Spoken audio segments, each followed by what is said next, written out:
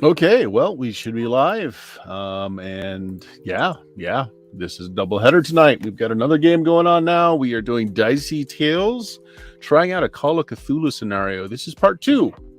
So go to YouTube and check out part one, or it's probably still cached in Twitch if you'd rather do that. Boo. But yeah, there we go. Oak, who are you playing tonight? Who am I playing? I'm playing Ernie. He's a bit of a pilot smuggler type of man. Here for the money more than anything. Okay. Got a little bit of lo-fi music going on in the background, so if it's too loud, just let me know. So Ernie's here as the fortune hunter, come to help the professor who he knows in passing, but he's definitely here for the money. And these things may become important. Jeff, who are you playing tonight? I have Valentine. Valentine is he's a former Marine who's done a lot of kicking around in South America, Central America. Fortune hunter, hasn't found his fortune, but who knows? Maybe tonight. Maybe. Bill, who you got? Well, I have got Professor James Nutterly. He is a somewhat elderly gentleman. Focuses a lot on the occult, and this was just too awesome of an opportunity to pass up. So he's here. All right, and with a newly fixed microphone, we hope. Dion, who you got?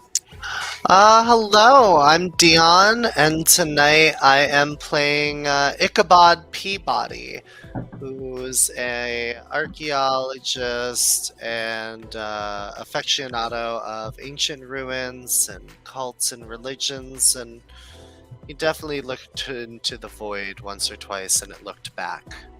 He's a little creepy. Yeah. He's a little stalkerish, kind of creepy. A wee bit. Yeah. He's a little touched. Just a little.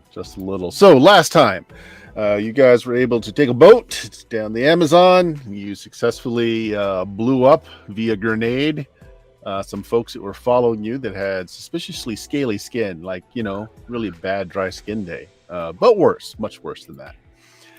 You found the setup site for the professor's expedition. You followed a trail to find, the bit of the jungle, a hidden temple that the professor had found. And then while here, some of the expedition that was with the professor about to be sacrificed on a big old altar. Another one was just kind of bound and gagged with a hood over his head. You saved both of them. So the people you saved, let's see, Viola and Baxter were the two people you saved. But just as you saved these two expedition folks, something large and kind of menacing stepped out from behind the pyramid as it just, it's tall enough that it reaches near the top pinnacle of the pyramid as it steps down. And I think at the end of last session, we had you all basically do mind checks to see whether or not you froze or what happened. And I'm forgetting, who froze? Anyone? Did anyone fail their mind check? I'm thinking not. I think everyone passed. I did not have to make one yet because I had dove behind some cover as I threw a grenade at my feet. That's correct. You haven't seen it yet. You're in the tree line. So let's move your character Ernesto back here. But everyone else got a look at this beast that's rounding out from the temple. Now, who was next to the woman that was saved at Area 2-3? I thought that was Ernesto, but maybe it was Valentine. Yeah, I had shot the guy that was about to perform the thing, and the other two come running at me into the bush. So she's alone out there. She grabbed the knife and he ducked for cover as well. That's right. She grabbed the knife, rolled off the altar, and she's kind of hiding back there. Valentine has executed the man over here at 2-1. I don't think you have removed the bag on the that's covering the man that was on the ground yet. So you don't Nope. you don't actually know it's a man yet, but Exactly. definitely somebody that was covered in canvas. And so this thing steps out from behind the temple, roaring its challenge. Very bestial. Looks a lot like those obviously fake dinosaur bones that have been in vogue lately that all the professors have been digging up. Like, those can't be real, but maybe they are, as this very reptilian looking monstrosity steps out from behind. So let's go ahead and start off by getting your priority roll. So everybody go ahead and give me initiative, or in the system, the priority roll.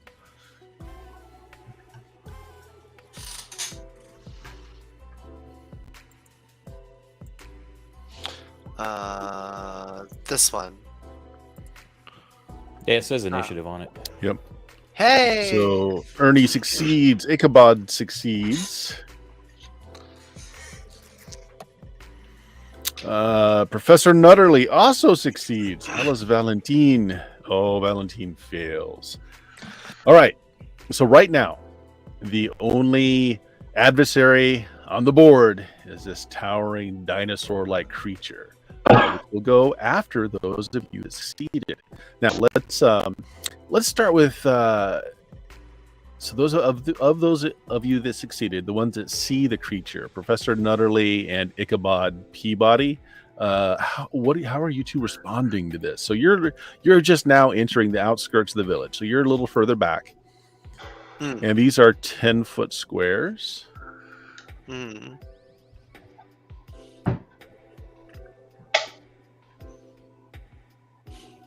So it's like 180, 190 feet away. And of course, this thing is towering. Its head is just slightly lower than the pinnacle of that stepped temple at 2-4 there. And you guys do see the woman that's at 2-3. She's crouching down with this stone knife in her hand. She sees the beast too, but she's trying to keep herself small and trying to get some cover from the altar itself. It doesn't look like the beast has noticed her. It's more drawn to the gunshots, and so it's coming out and seeing, well, Nutterly, Peabody, and Valentine. I guess upon seeing it, is there something I can roll, like mystic, occult knowledge or whatever, to see if I have a vague idea of what this thing is, or? Well, okay, so you have a choice. Do you want to roll an academic skill to see if this is a natural animal, or do you want to roll your occult to see if that maybe tells you something differently? I want to see if I want to roll occult. Roll occult for me then. So it is a mind check. Add your ranks of occult to it. Okay, and then hold on. I have abilities. I'll learn just for other thing. Does genius have a thing that comes into play with this? Or it no? just gives you an extra point of mind, which is already taken to it. All right, so I just rolled the black mind die. Bop. FK real quick. Oven's going off. Sure. An 11 is a success. So your occult knowledge, while this certainly has every appearance to be some kind of prehistoric dinosaur, your occult knowledge tells you something different. This is a summoned creature called a Minhoaka. The Mayans use these as in the occult lore. It's noted that the Mayans often summon these creatures from the abyss to help them in guarding sacred locations. So that's what your occult tells you. It can die like any other animal can. It's not proof against things as simple as bullets, but it has a very thick hide, and it is quite impressively strong. You know that. Okay. So it is mortal, can be slain by mortal means. So that's kind of just like a perception roll. So what do you want to do as an action? I start. Oh, it's a Minhoaka! I never thought I'd see her. Oh, and I kind of clutch onto Professor Nutterly's clothes a bit, oh, the Mayans summoned these to destroy interlopers. That's us. We're gonna die.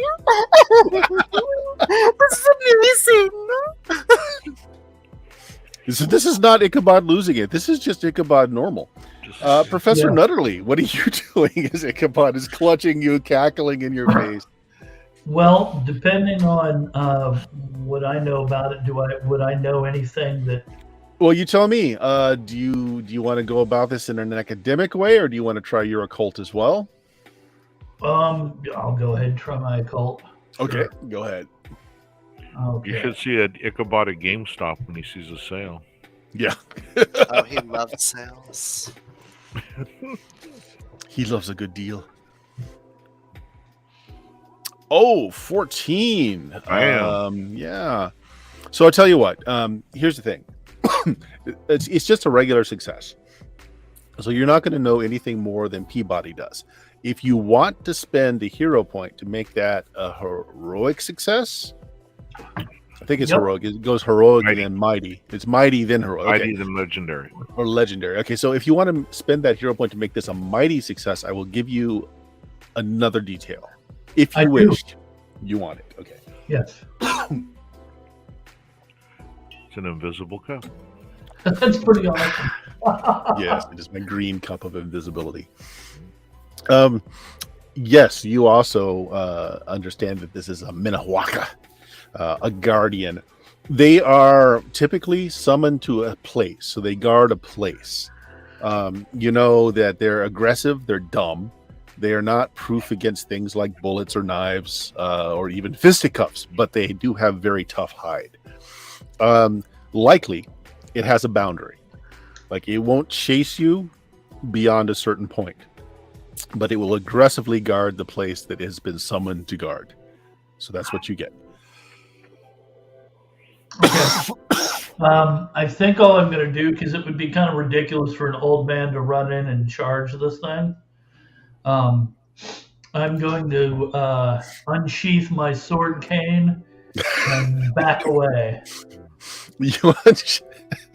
This under 6 foot tall elderly man unsheaths his sword cane, aggressively swinging it at this skyscraper tall dinosaur type creature, and it roars in protest.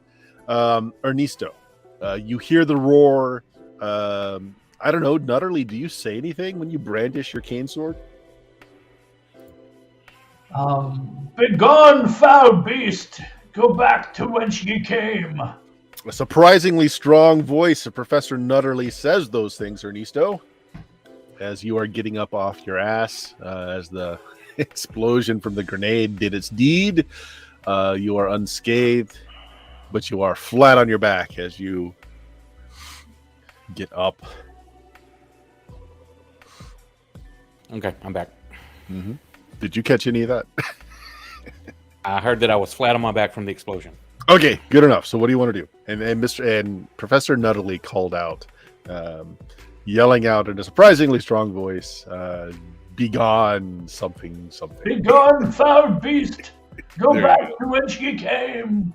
Don't know what the old man's going on about, but I pop up quickly because I don't know if the guys that were on me caught the worst part of it like I hoped or not. So I They did. There's bloody entrails hanging off the jungle foliage, and as you get up and you peek through the foliage, now you can make me that mind check. Now it's like, oh shit. Nope. You fail. Okay. Do you want to keep the fail, or Yeah. do you want to keep it? All right. Yeah, I want to see what happens. All right. Yeah, I need to look this up real quick. Fear. I sit there and pee on myself. You remember offhand how fear works, Jeff? Under terror. Terror. Yeah. Yeah, it's under terror. Chapter 12? Chapter 11. Terrors, hazards, and adventuring. Yep, there we go. Okay, if the mind roll initially failed, the terror-struck character may make another attempt to pull his or her senses together afterwards. Okay.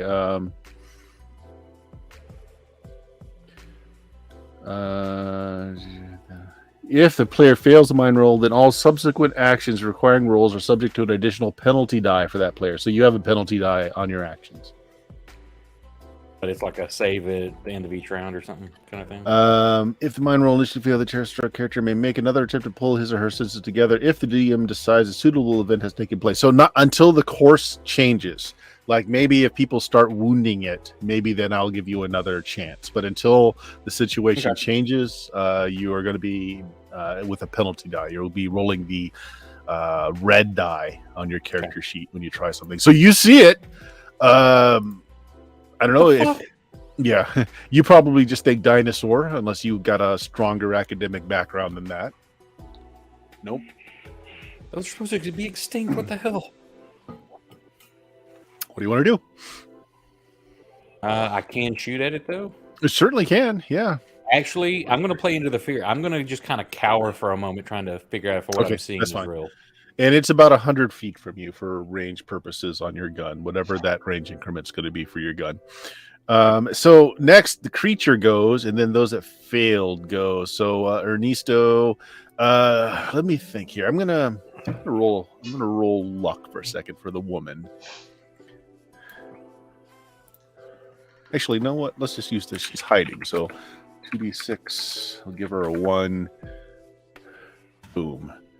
A 9 is a success. Okay. It doesn't see her. So it's going after who it does see right away, which was Valentine. It is surprisingly fast, Valentine, as it tears up the dirt, as it lurches towards you. Ungainly, but fast. That's as far as it can get, though.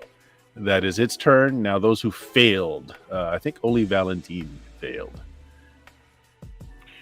Yeah, I see it coming for me, huh? Okay. Mm-hmm. Okay, so is it closed mouth? Is it open gate? Is it roaring? Is it? Oh, it is roaring. It's got these long talon claws. It looks like a T-Rex, except it doesn't have the little bitty arms. It's got actually long taloned arms, huge gaping maw of teeth. It's got a prehensile tail that almost looks like it's got a spiked club on the end. How far away from me is it right now? 10, 20, 30. Let's call it 40 feet. 40 feet, okay. So,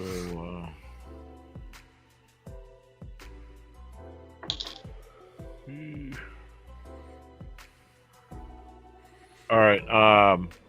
I am going to back up towards this this area over here, where I have some cover. Sure. And to allow it to, it won't have a quick snap at. Well, again, this is a pool of water directly under it, and it's got these little stone stanchions that have this stone roof, so you can get under there. But unless you get right where the man that's or the person in a bag is, you're going to have to jump into the water that's underneath this thing. Up to you. But this thing is certainly so large that it's not going to be able to get to you if you're under that stone top. Yeah, I'm going to go under it.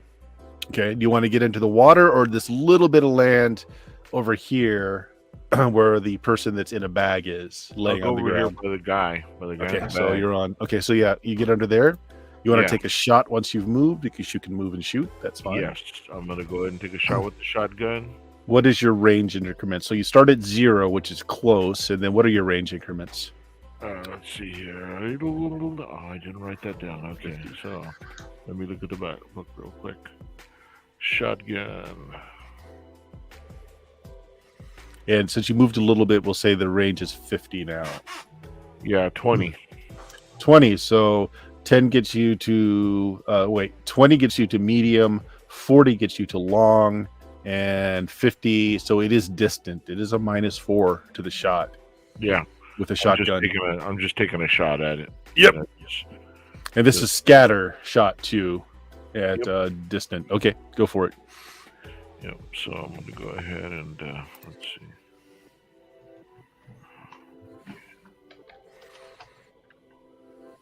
The ranged. D2.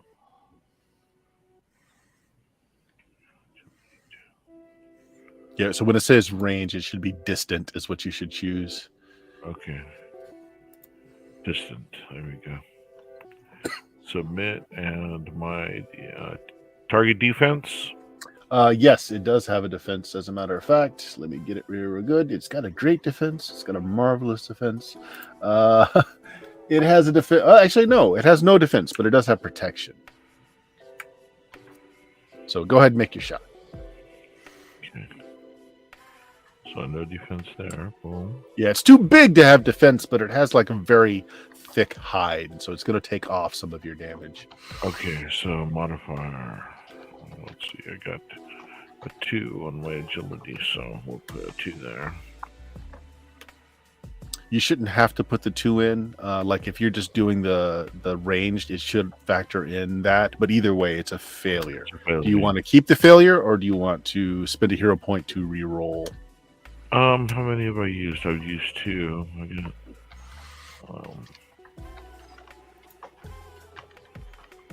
I'll keep the failure.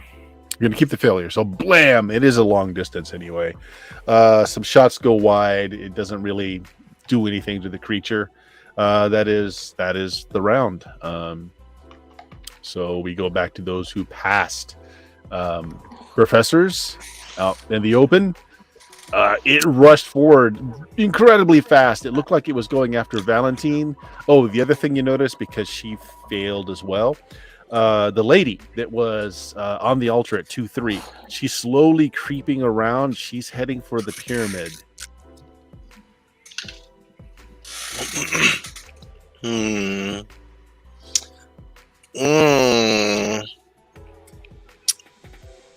These are like little huts over here, Yes, right? They are. They're Yes, not and see-through. They're like enclosed, or they are. They're up on stilts too. The creature towers above it. oh yeah, he's big, so he won't. I can't sneak back. Well, you could run underneath one of those, and it would have a very hard time getting to you without destroying the huts. Yeah. If you wanted to just seek some cover, you could certainly do that. I don't. Yeah, because my thought was to try and sneak around and then get to the temple. But if he can see me, Yes. it's this whole from here to here is a bona fide death sentence for me. So, Ichabod kind of looks over at Professor James Nutterly and goes, "We should run. It'll kill us. If we get far enough away, it might not come after us. I don't think." I'm gonna run into the wood. Okay, so the wood line is 10, 20, 30, 40, 50 feet away. You only run 25 plus 5 feet for each point of agility you have. I have 0 agility. So then you're not going to make it, but you can start running in that direction. Okay. I'm- 10, 20, you're going to be about right there. And that's Peabody. That's sorry. me. Yeah, But so I'm gonna run this way. To be you're fair, going to run this way. Do you have an agility bonus? 2. Okay, so you get 30. So we'll put you about right there. Yeah. And I'm kind of like, I'm backing up. I'm like, running backwards. You're running backwards even worse. Ernesto, that leaves you as those that passed your initiative pool. So what do you want to do? Is there any kind of like a hold action type thing? Certainly. I'm going to try to side in on it with shaky hands, and if it gets too close, like it's about to attack one of the professors, I'll shoot at it. Otherwise, I'm just going to try to. If they get clear, I don't want to alert it to my attention. Okay, so it seems to be attracted by movement, and so which means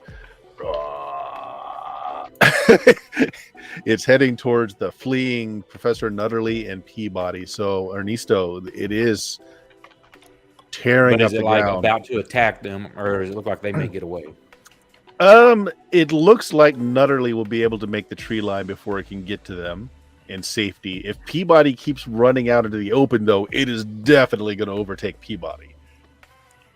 Oh, I'm going to let percentile dice decide this.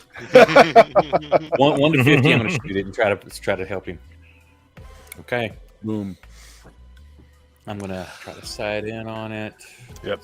And so you're sighting in between so like the huts are up on these they're up on stilts. So like you get a great they're not inhibiting your aim, in other words, but you're not going to be able to hit high on the creature. You're going to be aiming lower, getting its legs and midriff. Yeah, that's why I'm trying to take like an ankle or something. Sure. To help maybe slow remember, it down. you're rolling the black die, though, as everything. You've got penalty now. Isn't it red die? Change. What's that? Oh, red die. Isn't it Sorry. red die? Red die. Yeah, you're correct. So red. It is close for mine still, I believe. It is Carbine. 10, 20, 30, 40, 50, 60. We'll call it 60. What are your range increments? That's still close. Okay.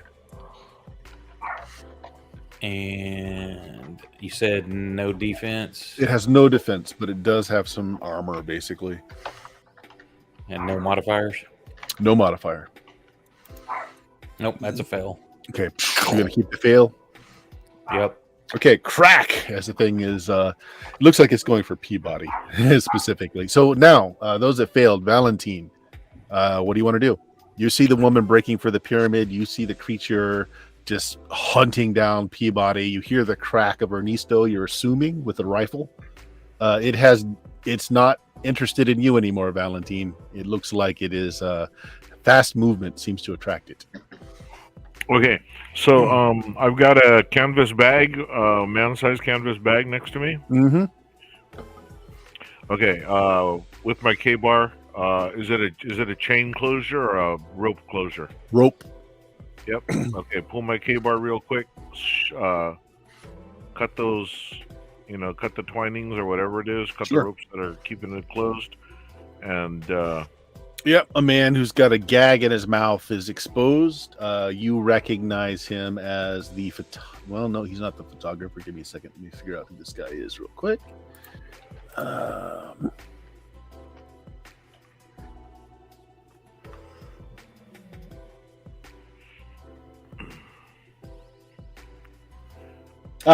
No, he's one of the archaeologists that was on the expedition. Malcolm Baxter. You recognize him. Okay. He looks terrified as he's trying to say something. His mouth has got a gag that's covering him, which he reaches up now that he's free of the bag. He pulls it out. He says, the professor and the rest of the crew, they're below the pyramid. Okay. And gold. Such gold as you've never seen. All right. He's too far away to hear anything, but my ears perk up when I hear gold. Spidey sense. All right, so I tell him, follow me. Okay.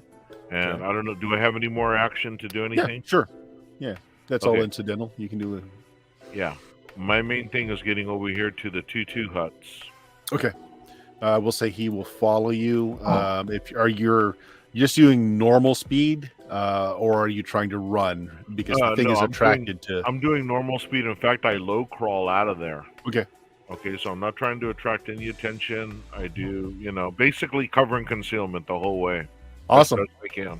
So you're not attracting the creature then, and Baxter follows you. Which brings us back to the top. Peabody, the thing is screaming.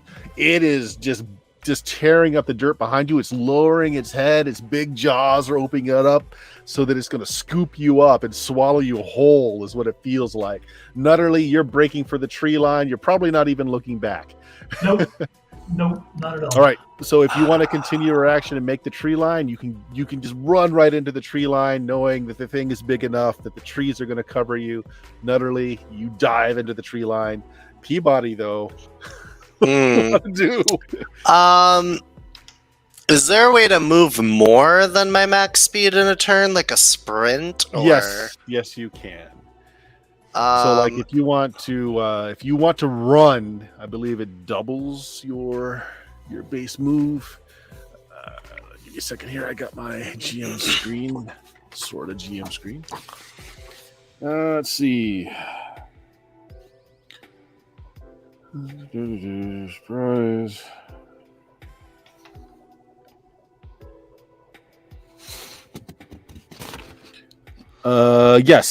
Yes, you can double your move. But seeing how fast this thing runs, even double your move, that thing's going to catch you.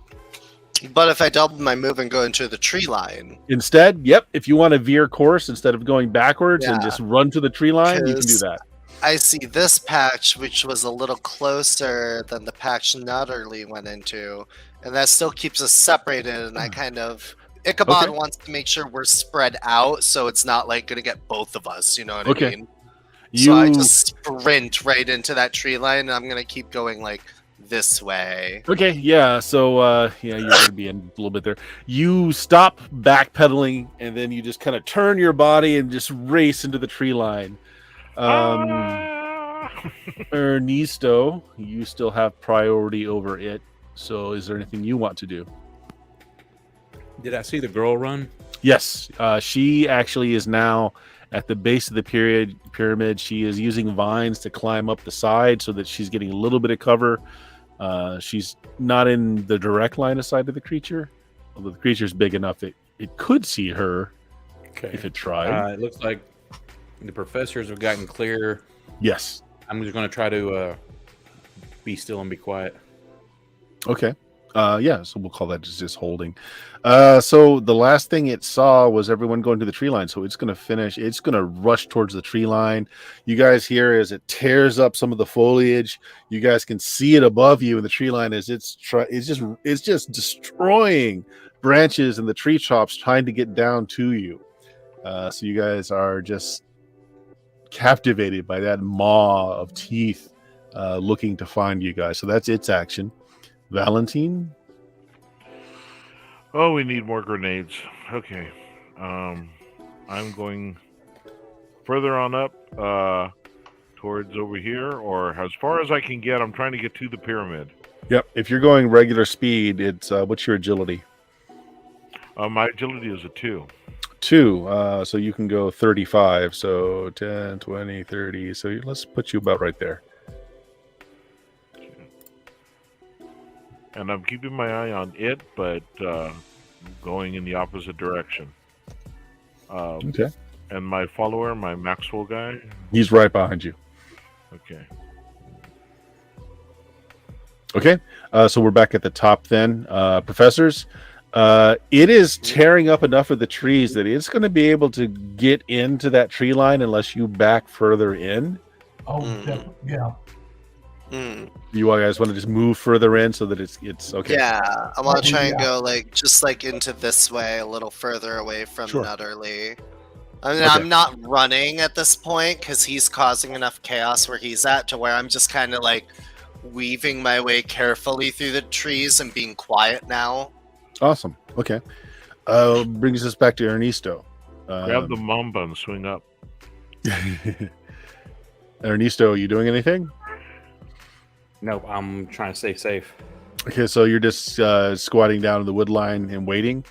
Okay, in which case, its turn. It's going to make a mind check to see if it can see anyone. It's given up on the professors. It can't get through the woods.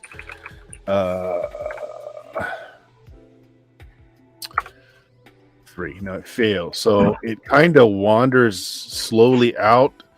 It doesn't have great sense of it doesn't seem to have a sense of smell. So it's just kind of peering around, trying to catch any sign of movement. It failed to see the woman that's over here scaling the pyramid. She's gotten to she's just about ready to climb into the second layer here. Obviously, she's trying to get to the top of the pyramid is what it looks like. She's doing it really slow. She's got some cover from all the vines and jungle growth on the side of the pyramid.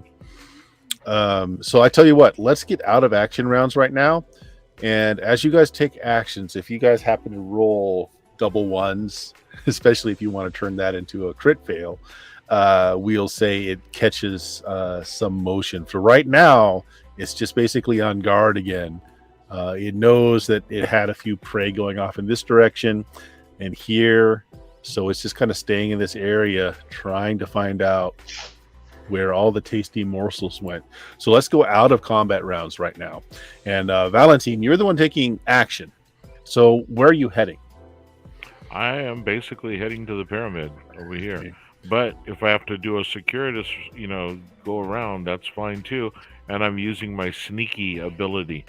I don't know if this Maxwell guy's got sneaky, but I got sneaky. I tell you what, he's following your lead, so why don't you make that roll? And I'll actually give you a bonus if you want to go the long way and use the huts for as much cover as you can before you cross that open area. Okay, so I have a bonus with sneaky, Mm-hmm. and let's see here. So that'll be an agility. Yep. And you're going to roll with a bonus from your sneaky, so you'll be rolling the green die, and I'll give you a +2 to the roll if you're taking the long way. I'll take the long way.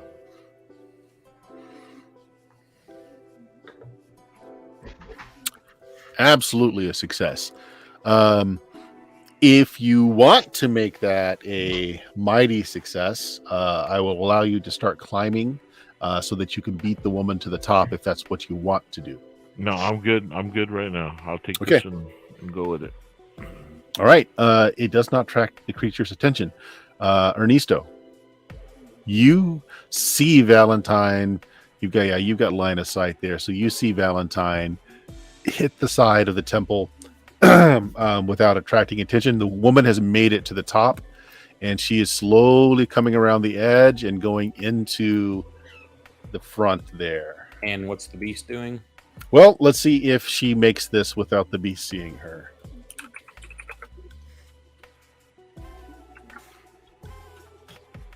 She does not. So just as she has to come out into the clearing, and just as she gets on the stairs here and she starts to go in, the creature sees her and starts charging forward. So, Oops. Ass first. I'm going to take a shot. okay, go ahead. We're gonna do this out of rounds for right now. And it's still with the penalty? Yeah, it is still the penalty. Things haven't changed enough yet. Like I would say, once you wound it, and you can see that it can die or that it can bleed, I will let you try that mind check again. Nope, That's failed. a failure, though. Is that a double one failure? It is. Okay, so you can choose to make this a catastrophic failure, and I'll give you a hero point. You know what? Let's do it. Okay. Now, you get to choose, unless you just don't have anything in particular you want to happen, but it has to put you in a bad situation. So what do you want it to do? A bad situation for me. My gun, the round explodes in the barrel and ruins my rifle. Okay. Ouch. Okay. Tell you what, it's not death, so I'm going to give this thing a mind check. If it fails, it's too focused on the woman. It doesn't care about the sound, but the sound might get it to come towards you. It succeeds. It stops in its track, and it starts slowly moving in this direction to see what that sound was. But you still have cover. It doesn't see you. But yeah, your rifle's toast. But you do get a hero point. Okay. That sucks. That's the only ranged weapon I got. All right. But it's so right now the creature isn't active. It has a suspicion that something is to the north. So again, we're not going to be in combat rounds just yet. Professors, what are you guys doing hiding out in the wood line? Can I find a rock? Absolutely, you can find a rock. I got a rock. I'm gonna You'll pick call it up George. the rock. Yes, I'm gonna love it and pet it and name it George. I'm going to slowly and creepily make my way up and comedically like appear behind Professor Nutterly. And just be like, should we go to the pyramid? I think I saw Valentino go that way. Or should we just leave? We could just leave, you know, and go to Fiji and retire.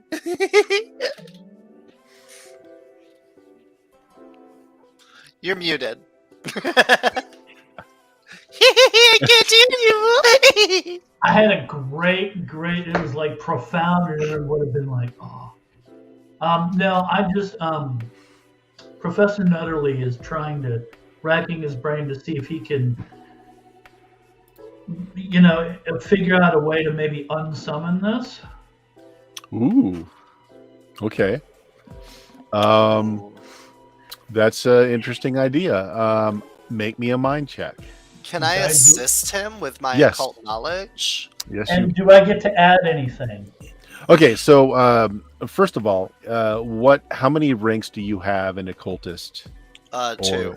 2 ranks. Okay, so yeah, you will add a +1 to him. Bill, what careers do you have that might help you figure out what would need it to be to make this rite go away?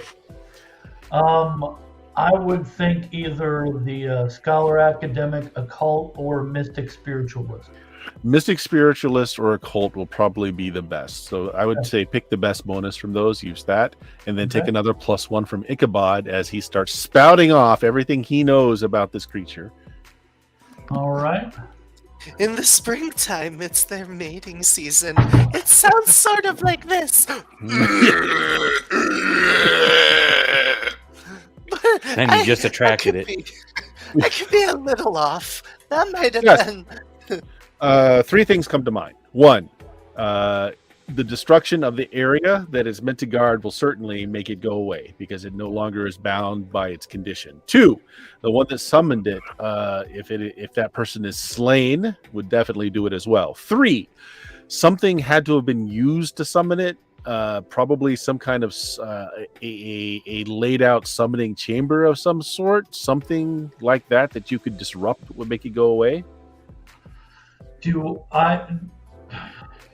I'm toying with the idea of adding a hero point. Would that get me anything else, or? I'm going to say not really, because you don't know enough about the conditions of what else is going on just yet.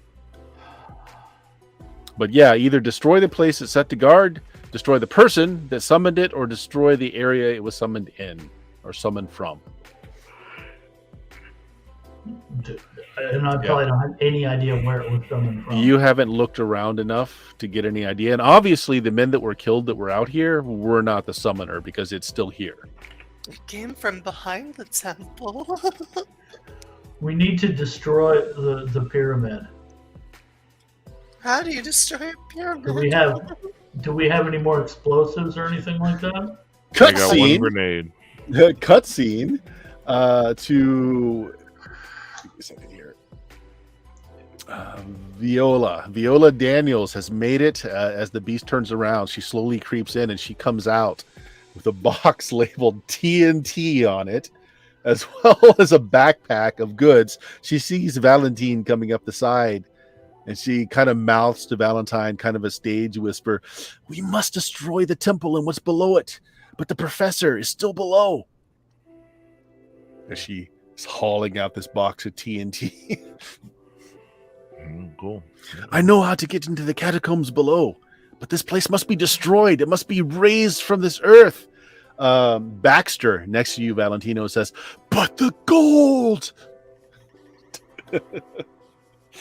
I heard gold. so did Valentine. He's like, gold. Okay.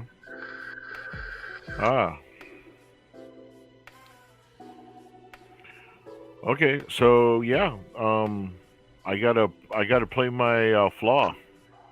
Mm-hmm. Yeah, do the greed. Let's see. I gotta read it up on it. Sorry. Let me pop in greed real quick and see what we got.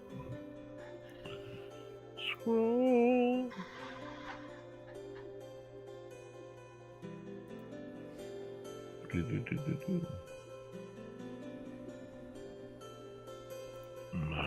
I think it's greed. just a... Characters cannot resist. Quick rich scheme.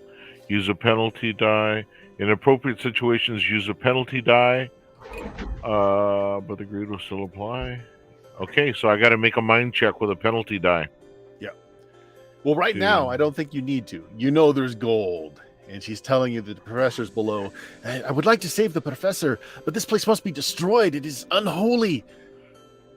Okay, but what I'm thinking of, if I go with the gold, I'm going to ignore the explosives. If I go with what needs to be done, I do the explosives and ignore the gold. So I'm like at a 50-50 thing that Sure. I think a mind check would be okay. Go ahead. Yeah. All right. So I got a 1 mind, and I've got a flaw. So a penalty die, and boom, I will play it out. Ernesto, from where you're seeing, so that's a fail. From where you're seeing, you can see her coming out with this crate of TNT. You can't hear what they're saying because they're trying to be quiet about it, but you can see that she's kind of talking off to the side, probably at Valentine, since he was down there. Okay, so I ask her, where are they? Below the temple. I know how to get in, but we must destroy this place. So she's laid down. She's laid down the box of dynamite, and she's prying off the top, and she starts stuffing her skirts with like sticks of dynamite. Do you have any kind of profession that would let you know something about dynamite? I was an engineer. As an engineer, you know what sweaty dynamite looks like. Yeah.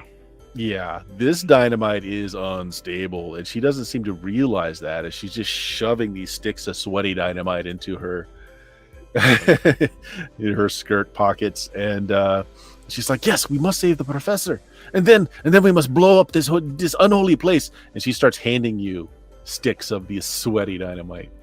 Okay, and I stop her right there, because I have the soldier thing, but my MOS was combat engineer. Mm-hmm. And I stop her right there, and I go, the dynamite, it's unsteady.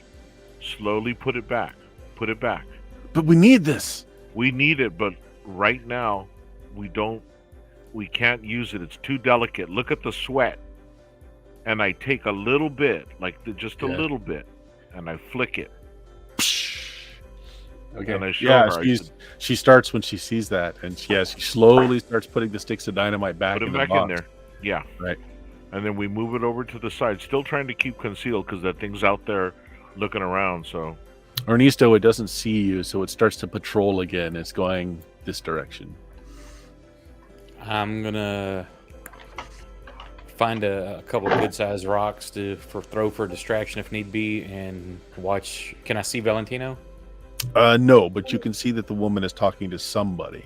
Okay, I'm gonna try to do something to distract, to give them cover if I see them coming out trying to leave. Okay, so you're going to stay where you are, though? Yeah. Okay, professors, how about yourselves? Yeah, I want to throw the rock this way. Over here. Okay, just because that it's I funny. picked up. Make me a ranged attack roll. I just want to see you roll double ones. That's all. That's all I want. I'm trained in this, so this is what, like long, I'm trained in medium? double ones. Call it. You got to get it out of the forest line, so let's call it medium. Medium. It doesn't really Okay. matter if you don't roll double ones. Then it doesn't matter. That's all I'm looking for. Just roll me the double ones, Dion. That It's is a a 1 and failure. a 2. But it's not a double one. So yes, the Okay. creature starts rampaging to where the rocks went this way. And I'm gonna move this way. Okay, so Carefully we're and out of slowly. combat, so you can just move yourself to where you want to be. Maybe you come upon Ernesto, who's camped out. He's got a couple of rocks in his hand. You see his shattered rifle laying next to him there. I like the thought of appearing behind him. And, what are you doing? Looking for your Slash out with friends. the rocks and smack him in the face. No. How about Nutterly? I probably will stay hidden in the trees and try to run like towards, like go this way or Yeah, whatever. you're in the tree line. So there's are you going towards everyone else or away from everyone else? I'll go towards everyone else. Okay, yeah, you're in the tree line. He doesn't see you. There's enough sound in the tree line. Right now, it's trying to hunt down those rocks that you threw over here. So right now, everything's nice and clear. So Valentine, you've convinced her to put everything back in the box. She says, "Okay, leave the box here then, and we go No. save the professor." what I'm looking around, Mhm. and I'm looking structurally where would be a good place to place that box in case I need to take a shot at it later. You could just drag it out to like the top step right before it goes into the altar area here. Like just Okay. drag it out to the top step, and you would have a shot at it from anywhere outside. So I tried doing that. Okay, all I'll right, go ahead and do drag that. it out. Just place it, and sneakily place it over there, and then let's go get the professor. Sure. Also, she has a backpack, which she says she hands it out to you. So in the backpack, if anybody needs a re-up, there's a couple of handguns, no rifle, unfortunately. Okay. There's some water, there's a few provisions, rope, a torch, or we'll say a lantern, an oil lamp. Okay. I'm not really a fan of doing it, but what the hell? I handed Max one of the pistols. I don't know whether he knows how to use it, but Yeah, he takes it. He seems like he has some proficiency. He checks the chamber. He sees a box of ammo. It's a revolver. He starts putting bullets in it. It seems like he knows what he's doing with it. okay. So then I give her back the backpack. I go, hold on to that. We're gonna need it. Okay. And then let's follow me. You guys in the forest line, you see Valentine pull out this box. It's clearly labeled TNT, and he just places it just so gently, so that you guys can see it right there on that top step, and you can see he's talking to the woman now. Valentine, you can't see them. They're covered with trees. But what does everybody want to do, other than Valentine? I want to get to the temple somehow. Okay. And You want that to move thing's your distracted. Okay. I'm just trying to hide. Assume that you guys are trying to. Is everyone trying to get to the temple? I'm gonna try. I want to stick to the tree line until I course. get behind the temple. Yeah. If you do that, that's just fine. But what I want everybody to do is just roll me your agility. I just want to see no double ones. Because if we see double ones, someone's going to trip and make some noise. If I don't see double ones, then everybody gets out just fine. A failure is fine. You just don't want to One do and a double three. ones. We're good. Ichabod, you're fine. Professor Nutterly is fine. And Ernesto is also fine. You guys all get up there. And you're quickly apprised of the situation. Viola knows how to get beneath the pyramid. She says that the professor is there with the rest of the crew, but they're guarded by snake men. Okay. Does Ernesto have a pistol or anything? A backup? Oak, does Ernesto have a backup? He's got a Bowie knife. That's it. Okay. There's a pistol in another pistol in the backpack. Is this something? Okay. Yeah. If there's an extra one, I'll take it. Yeah, we Okay. got an extra pistol in the backpack. Because that's the first thing I'll notice is where's your rifle. So Yeah, a little bit of a malfunction with that. Almost took my face off. Awesome. Well, she has. There's a. It's somewhat hidden at the very base of the pyramid, at the bottom right of the pyramid, and she pushes on a stone, and there's a crawl space that opens up. You've got to get on your hands and knees to get through there. He says, "This is how we found our way into the temple." And Baxter says, "And all the gold, so much gold." This is the first that Ernesto has heard about the gold. You just said gold? Gold! So much gold! Viola is like, yes, and antiquities for sure. Gold, gems, jewels of all kinds, but we have to get the professor out of here. We must blow this place up.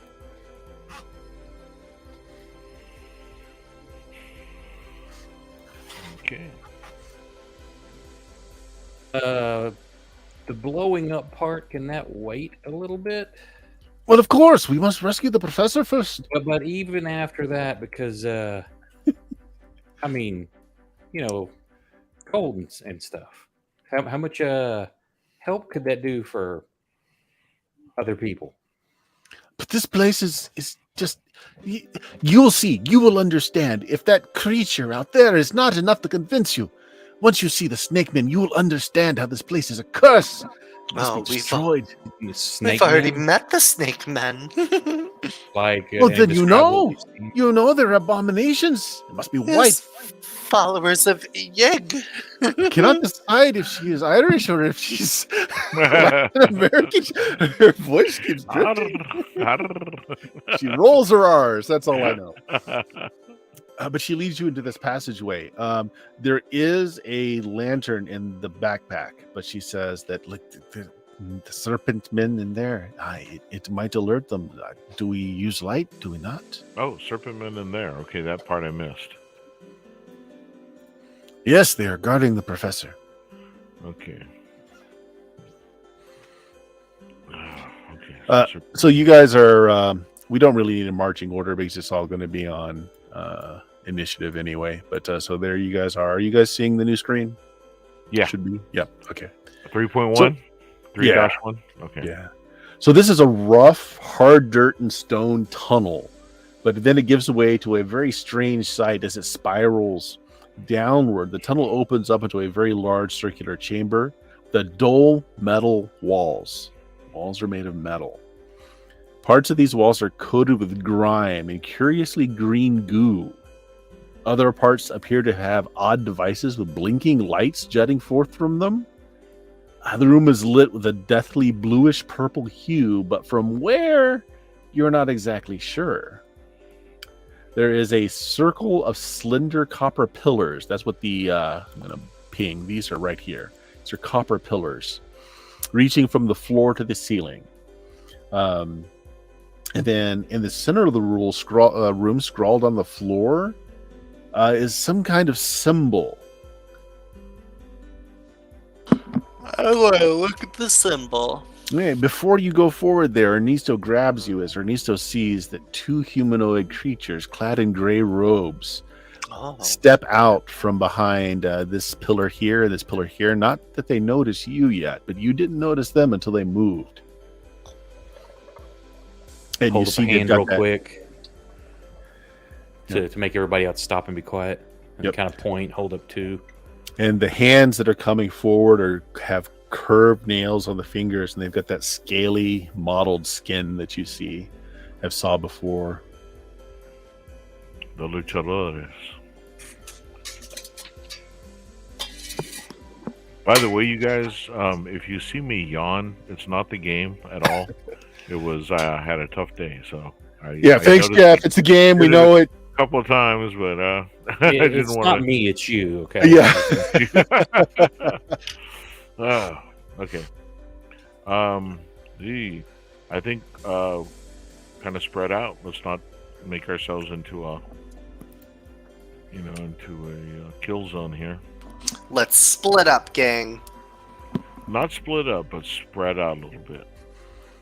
But I would like to take this end over here.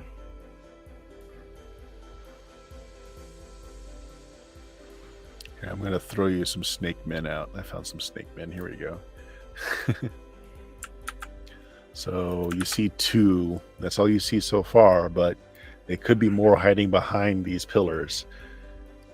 So they don't seem to notice you yet. So yeah, we're not going to go into priority order yet. Just tell me what you want to do. We'll start at the top. Ernesto, you've got a revolver, and that's what I'm going to kind of brace against the wall, and to get a better shot, try to get up and line up just in case. Sure. Ready. Yeah. So you guys are basically in darkness while the center of this chamber is illuminated with this blue-purple like light that you can't really tell where it's coming from. So you're getting a line of sight and kind of crouching down, I would take it. Valentine, what are you doing? I'd like to go towards this area right here. Sure. Going to get a little closer. Yeah, you're getting into where some of the light is. Go ahead. Try to use a sneaky if I got it. Go ahead and make me a roll, because you are bringing yourself out of the darkness into just where the light starts to shine. No particular extra difficulty on it. Just, that's a failure, though. You want to take that? Doesn't necessarily mean you were seen. It just means that you're not as sneaky as you think you are. You're going to take it? All right. I'll take it. Maybe I stepped on something or crumbled on something. I don't know. Whatever. Sure. Okay. They fail, but you're kind of in like a pool of light here where you're very well outlined. They just don't happen to see you yet. Maybe you're just like a step below so that you're not fully seen from them, but you're definitely well lit. Okay, so I'm ascending. We're ascending on this. You're ascending. Yeah. Okay. Nutterly, what do you want to do? The two men of action seem to be taking positions. And you're muted.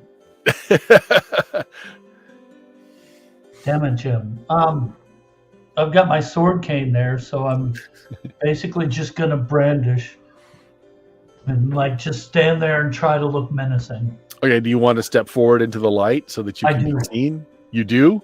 Yes. Okay, Professor Nutterly steps forward, presenting himself in the light as he draws out his sword. What do you want to do? I say.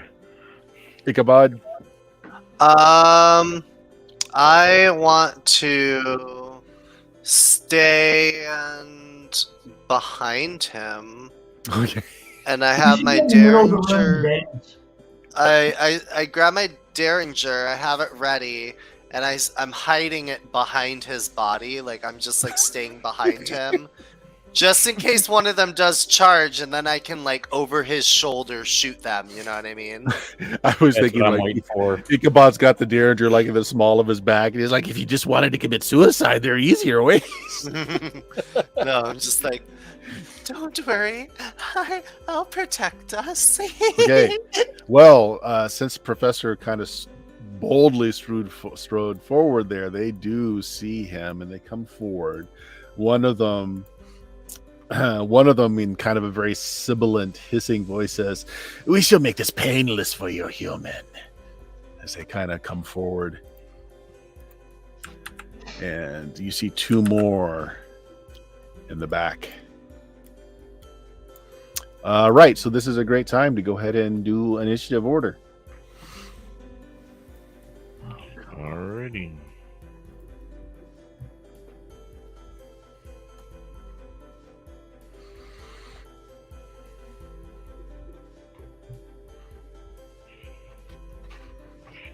And who do we need? There we go. So we got 2 failures and 2 successes. Okay. Well, the 2 successes, Ernesto and Peabody. Let's go with Ernesto, who had I taken the gun. succeeded as well. Oh, did you succeed as well? I did. You did with Oh. a 9. You did. Okay. I'm sorry, I need to re-roll because I forgot to put my agility bonus on there. If you're rolling the initiative button, it should have put it in It there. should have had did. it, right? Okay. It does. Yeah. 6 So plus never 1 mind. plus 1. Yeah, it did. You know what I did? And I rolled the agility button, I think. Oh, okay. Well, go ahead and roll initiative Did then. I do priority? I think I did. Well, it's priority, right? It reads as priority. Yes, it does. So, okay, I did it right. Okay, never Okay. mind. So that's a failure. Oh, who wants to go first then? Ernesto, Professor Nutterly, and Professor Peabody. All of you are at the top of the priority roll.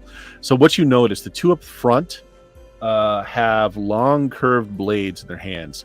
The 2 in the back, though, have really 2 large, bulky looking contraptions that very much look like a gun, but it's got all kinds of electronic gizmos strapped to it.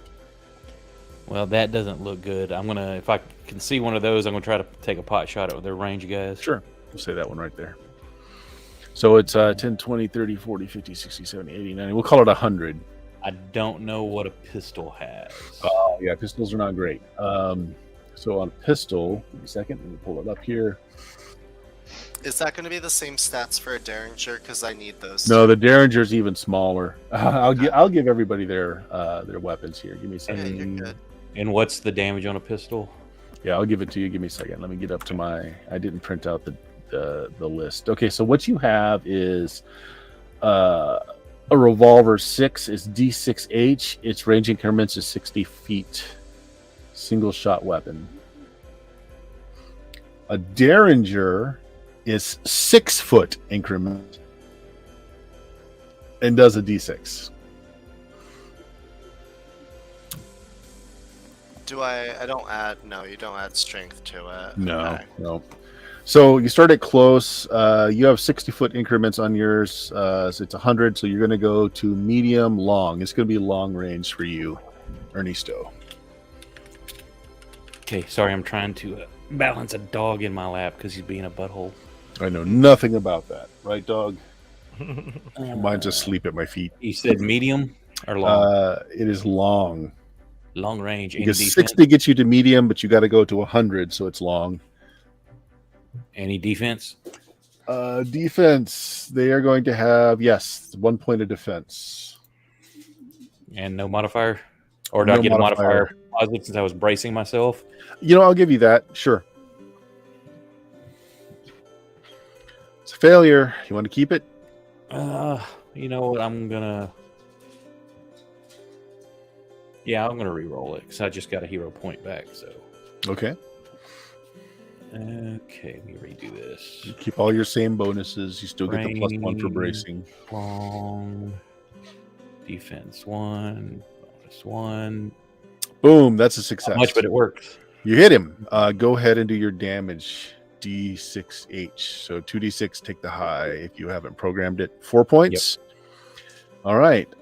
4 points. You shoot him. It does hit. You see the blood, which is green in color. It does not down him, though, but it does hurt. These are toughs. They're not just minions. Okay. Unless you want to turn that success into a mighty success and choose one of the battle options, that will be done for you. That's a hero point also? It is a hero point. You know what? I don't like even numbers, so I'll spend another one, and that's what, extra 6 points? You can do an extra 6 points if you want to choose that one. Sure. And that will be enough to kill it if you want to choose that. I don't have the book open. Is there anything to like where I could have hit the weapon and it malfunction and like blow up and hurt the other one too? You know what? That is one of the decide with the GM things. If you want to make it so that it hits the weapon itself, yes, the weapon would have a chance of exploding. Do you want to do that? Yeah, let's do that. More dramatic. Okay. Here's how I'm going to do this. Just roll me 2d6. Dog, stop. Ooh, shitty rolls. We have 3. rerolls. No, the rerolls are for the D&D game. Oh, no, the 3 is good. So what I wanted, I was going to give you 50-50. So you do hit the weapon. 4 points is enough to damage the weapons with a possible explosion. So what I was going to do is 3 hexes or 3 squares. 1, 2, 3. That will actually get everybody. So this guy is certainly dead because, well, you hit the gun, so maybe not. Okay, roll. So it'll be 2d6 high. So you're going to roll 4 dice, and you're going to keep the 2 highest. And that's how much damage everybody's going to take. So 6. Okay. So good and bad. 6 points is enough to kill them all. The thing that you hit explodes in a 3-hex area, kills all of these guys, but it makes a very loud noise when it does. Does it damage the other gun? Chain reaction? No, unfortunately, It does not. So there is one other gun that seems to be intact. Maybe it suffered a little bit of damage, but you don't know what it is. I'm gonna take these dogs outside real quick. They won't leave me alone. So for right now, it looks everything is clear, but that made a lot of noise. The chamber rumbled a little bit. Okay.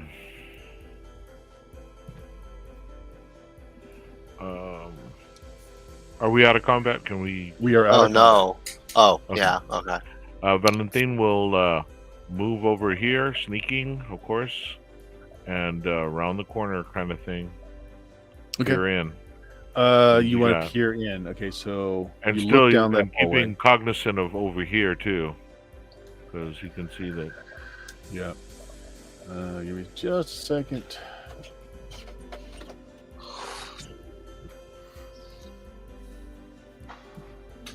All right, I'm going to reveal this area here. If I can get there we go. There, you should be able to see it now. So most of the chamber is empty. There is a small console, some kind of electronic console, visible at the entrance. At the far end of the chamber, away from the entrance, is a series of slender metal bars, almost like a cage, reaching from floor to ceiling. They definitely look like a prison cell. There's a short, foul-smelling serpent man dressed in rags. He's shorter and uglier than the rest that's behind these bars. It sees you as you turn around, and it kind of whispers in its guttural, rasping voice. Humans, I can give you treasures beyond your wildest dreams. Free me, and I shall make sure no harm comes to you. I can show you the secrets of this place. I can make you kings and queens of all your kind.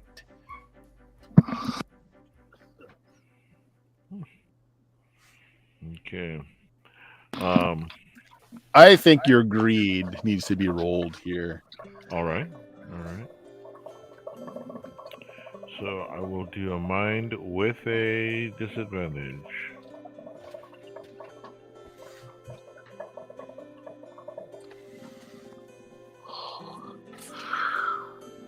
Okay. Ooh. Yeah, so you key in on the fact that treasures and power that he's offering you. And it can be catastrophic too. If Yeah, you that's want a to, double yeah. one. If you want to make that, if you want to get the hero point and make that catastrophic, you can Let's tell me do how that. this puts you in a really bad position. Let's do that. All right, so what happens that puts you in a very bad position?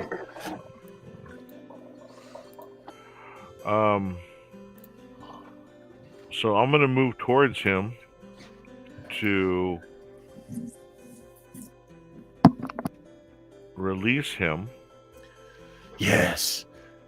And do I find a way to release him? The console there, human. I'll speak. I'll let you know how to do it. There. Smash it. Smash the red it. button, the blue button, Smash the lever it. on the left. Just smash it. What's everyone else doing before you release it, though? So Valentine has gone off into one of the corridors here, and you don't hear any sounds of shooting or anything else. It's very quiet. He seems to be fine. What are the rest of you guys doing? I'm bracing myself and watching the other hallways for any kind of bad guys. Okay. You continue. Now, Is this a corner I can hide in? Yes. Is Ichabod going for that other gun that was in there? No, I'm not running in there after that explosion. I'm waiting to see if Okay, I'm going to run and grab that other gun. Okay. Okay. Ernesto, you run to the middle there, going across that strange symbol on the floor, and you pick it up. It's hefty. It's chunky looking. There are bits of wire and just gemstones and odd things attached to it, but you can tell that it has a barrel. There's something that looks like a trigger, although it seems to be made for creatures with longer fingers, but you can kind of work it. Oh, if nothing else, I got some gems. All right, you lug it, you pick it up. Nothing. You don't see anything else. The corridors are dark. The light doesn't really extend down the corridors, and you haven't lit your own lanterns yet.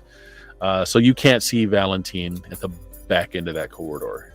Are there any sconces or anything in here? There's not. Although there are all kinds of electronic doodads attached to the walls. There's lights, electronic lights. And the walls are all made of metal. This is kind of weird. I'm gonna back up after I got that thing kind of repositioned again. Okay. All right, Valentine, make me a mind check to see if you can follow the instructions. The fact that you're an engineer will help this. You add in your however many levels you have as an engineer. Okay. Let's see. There's a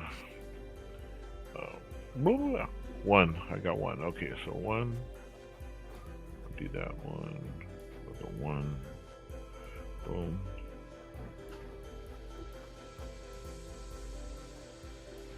Success. Okay. The bars slide up into the ceiling and down into the floor, and he's free. He's like, yes, as promised, human. Follow me to the riches. The riches of a vast culture beyond your understanding.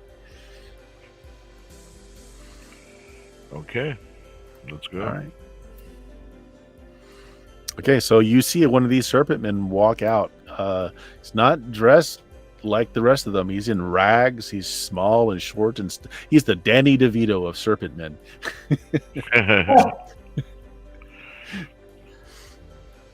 How do you guys react to this? Valentine comes out, seems to be fine with it. And we can see the snake man with him. Yes. Valentine, watch out! And I'm gonna try to shoot it. Okay, make me a mind check. You're a soldier, right? my origin or whatever? Well, no. What do you have for One of your backgrounds. your background? Mechanic, pilot, prospector, and Ah, smuggler. mechanic. Put mechanic. Well, however many levels of mechanic you have to figure out all the levers and buttons and whatnot. Okay, so mind. Mind. Yep. Mind. With a You plus figure out one. how to power the thing up. Boom. Okay, that's a failure unless you want to spend a point to make that a success, or excuse me, to re-roll it. I'm down to 2. You know what? I'll do a fail. You're gonna do a fail. So yeah, you push a few buttons, you pull a few levers that just make instinctual sense to you. The gun kind of whirls, and you feel it kind of like power building up, but then it just it powers down. You don't know if it's because it got damaged or if you just didn't do the right thing. But either way, it doesn't do anything. Okay. Is anyone else reacting to the fact that there is a serpent man here that's talking to Valentine, who seems to be okay with it? This is before you can actually say anything, Valentine. I just want to see what their reactions are first. He's obviously under some kind of foul spell. I'm hiding still. Master. Imhotep. You go, boy, Valdi Zao. All right, Valentine. So your friends are looking at you a little suspiciously. You see that Ernesto tries to fire some bizarre weapon at it, but malfunctions. Do you want to say anything? Yeah, I said, hold it. He knows where the gold is. Bling. Hopefully got Ernie's attention. gold? We'll see. I'm gonna. Yes, human. All the riches you could desire. Okay, if you don't take us, I'll kill you. Of course. Goes Of toward the course. This way. So he starts leading you down this direction. Kind of glance back at the professors. I'm like, come on. He's taking us to the gold. Yeah, Maxwell should be interested in the gold too. What's the chick doing? She's just nervously looking around. She says, the professor is down here. We need to save him and the rest of the crew. I don't know where exactly. They were held here the last time I saw them. Let's play along and see if we can discover where they are. Okay. I'm gonna follow until I get to the symbol, and I'm gonna pause and like look at it real quick. See if I can recognize it. Look at what? Sorry. Oh, the symbol? on the floor. It is a symbol of the great Yig, the god of Okay. serpents. You don't need to even roll. You absolutely Yeah. recognize it. Okay. I'm gonna. I don't like the idea. Riches don't bother Ichabod. He more so wants knowledge and like cool ancient shit. So he's not like excited. He's more so just like weirded out. But I'm gonna follow along. Cool, I'm gonna give me your stick near cut. stick near the meat shields. I mean protection. Okay. The serpent man starts going down this tunnel, which is dark. Do you guys follow? And if so, how do you see? Yeah, if it Now, starts getting Ernesto, dark, I'm gonna have. your gun produces that same kind of purplish light that extends out about as far as candlelight. So you've got that produces some light, muted light, Okay. but it does. Okay, then I'll use that because I'm assuming it's kind of two-handed. It is. It takes two hands to hold this thing. Okay, yeah, I'll use its light to kind of cautiously follow. All right. Was you the corridor again is made of just metal. You don't see seams. You're not exactly sure how it was made, but it's all and it's not. Other than this kind of sticky green goop on it, it's not rusted. How long it must have been here, but yeah. So you go around, and there's a loud drone of thunder through the air as you go down this this corridor. So, It's Bert, almost deafeningly. Go ahead. I'm sorry. So, Bert, if you don't mind, I would think that Valentine would have not a lantern, but at least a flashlight or a torch, electric torch, in his backpack and stuff.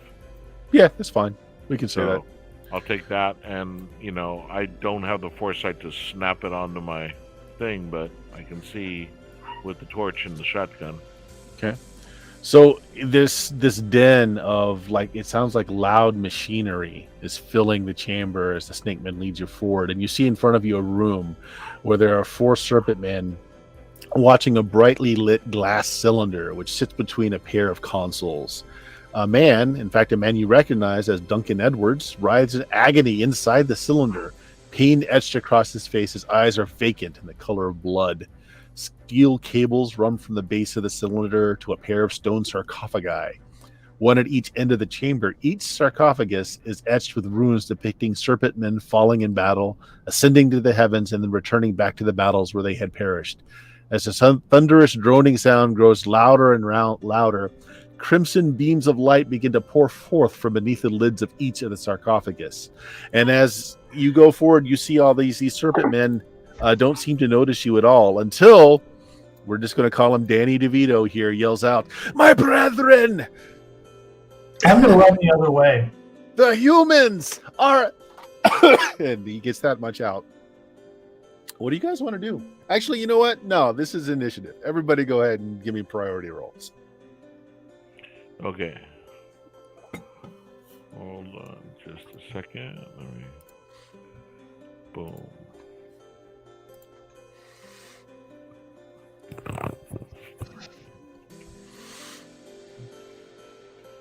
Everybody got your rolls in?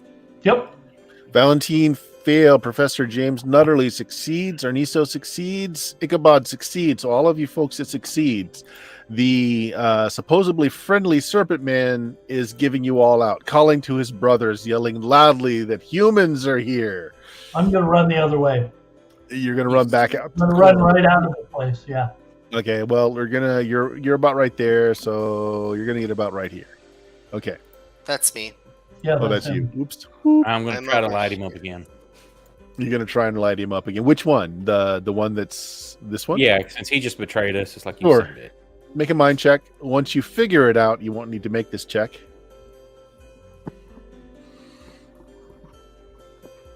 What am I rolling? Give me just a second. It's mind plus whatever you have in your mechanics or engineering. Damn. Profession. Double one. Oh. Is that a crit? No. You know what? Screw it. I'm spending a point. That's Okay, you're gonna make it. Okay, so Valentine, yeah, you got double ones there. So do you want to make that even worse and take a hero point?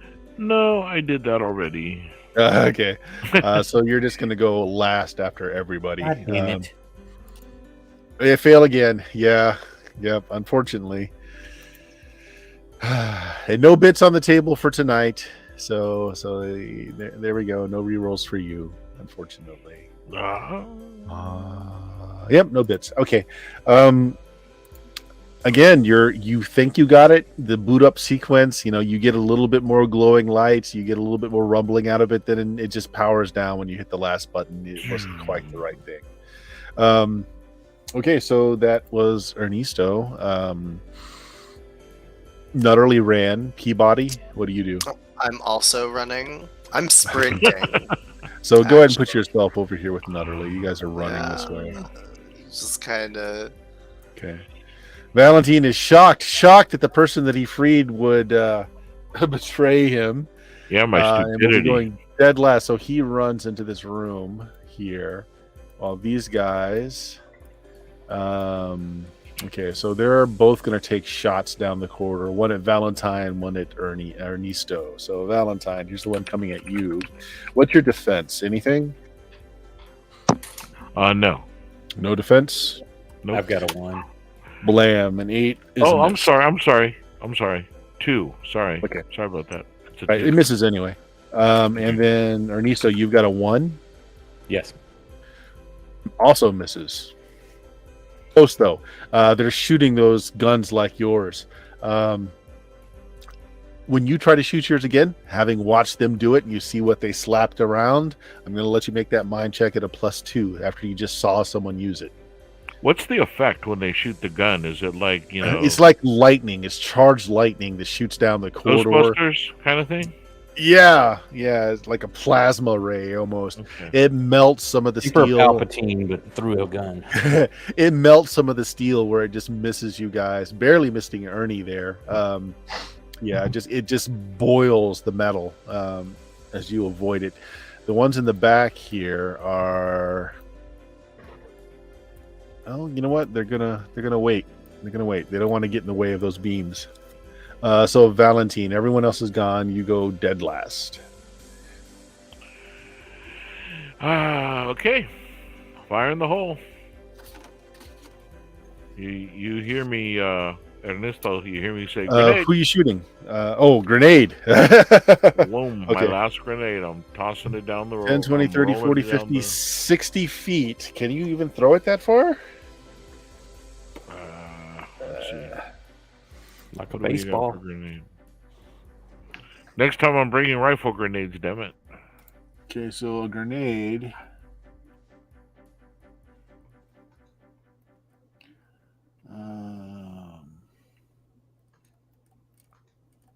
There we go.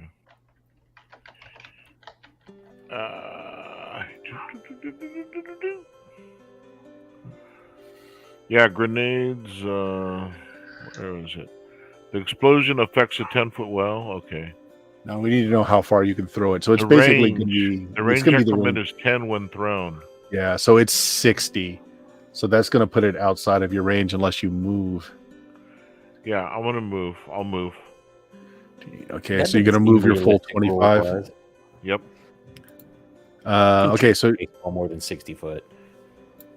10, 20, 30 feet now. Range increments of 10 would be medium, 20 is long, 30. So distant. It's going to be a -4. Ouch. Yep. That's not good. Is it a flat hallway or is it angled down? You wish. No, it's flat. Okay, so that's arranged, and I've got a +2 to agility. Mm-hmm. And let's see, here we go. No defense since you're just aiming for a spot on the floor. Right. And you said it was long? It is distant. That's -4 is distant. Okay. Target defense? Nothing. And no modifier. Okay.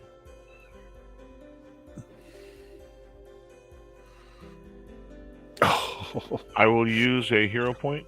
Okay. Reroll. 1, 2. Start saying a prayer.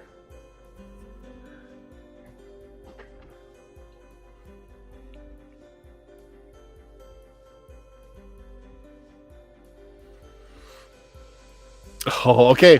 So you throw it, and here's what we're gonna do. Even, it's an overshot, and it goes into the room that you were throwing at. Odd, it comes back your way. So just Okay. roll a d6. Even goes Come towards on, them. even. Odd comes towards you. It's towards you. Roll a d8.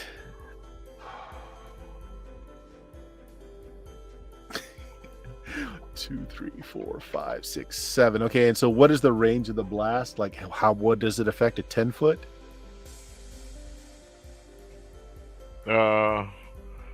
Let's see. The range of the blast. The explosion affects a 10-foot radius, and the range increment is 10 feet when thrown. Okay, so everybody's fine. It rolls past you, Ernesto. It lands between these two pillars and explodes, sending Okay. shrapnel. Hold on. I'm sorry. The damage and area of effect is cumulative based on the amount of explosive being used. Okay, so yeah, it's only one grenade. Never Yeah. mind. One grenade. So it blows up right there. Okay, so Professor Peabody and Nutterly, you're getting grenades thrown at you now. We're back up to the top of the initiative. Is the girl still at the entryway? She's booking it. She's running. And you see Yeah. Snake Men coming out of this directions here. They don't have any more of those lightning guns, though. They just have these hooked swords or curved swords. Yeah, she ran out the front. Yeah, she's gone. I'm following her. And you hear her yelling, "I'm gonna blow it up!" We should go before the big Boom! And I run. I'm running out of there. Okay, Peabody is running away. Nutterly, how about you? Yeah, but myself as fast as I can move. Okay. Now I can sprint for double move, right? Yeah, so you guys are gone. You're out of this. Okay, You're out of the okay. situation. You guys are All gone. right, cool. Although these two are gonna follow, they're just slower. Okay, Ernesto, you saw them shoot the thing. You got a Yeah. +2 to figure it out. Yeah, I'm gonna move up some because I see Yep. guys coming. So there's one. How far can you move again? How many squares?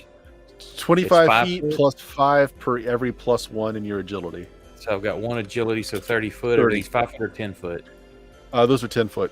Okay, so I can get here, get a little bit closer, and I got a +2. You said.